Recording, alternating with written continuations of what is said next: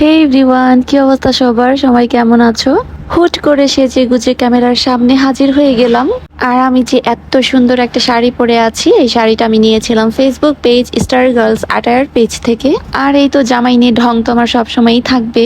So এখানে কিন্তু আমরা রওনা দিয়ে দিয়েছি। অ্যান্ড ঢাকা শহরের যে কি পরিমাণ জ্যাম তোমরা সবাই জানো। আজকে আমরা এসেছিলাম বাফেটে, একটা প্রোগ্রাম ছিল আমাদের। মূলত প্রোগ্রামটা ছিল একটা বেবি শাওয়ারের।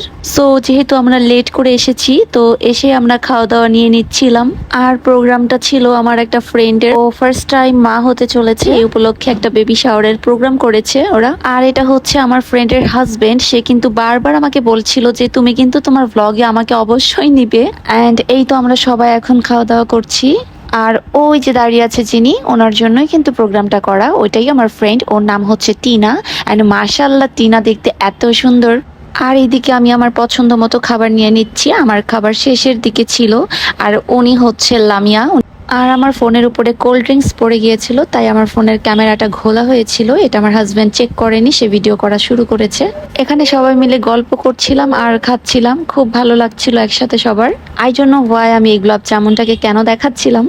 সো খাওয়া দাওয়া করে এখানে সবাই ভিডিও ফুটেজ নিচ্ছিলাম। আর এখানে কিন্তু অনেকের সাথে আমার দেখা হয়ে গিয়েছে যারা আমার ফেসবুক ফ্রেন্ড ছিল।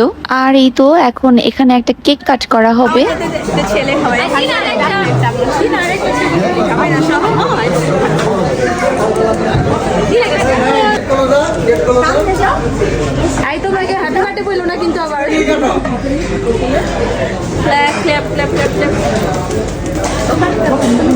সো আমরা কিন্তু প্রোগ্রামের লাস্ট পর্যায়ে চলে এসেছি।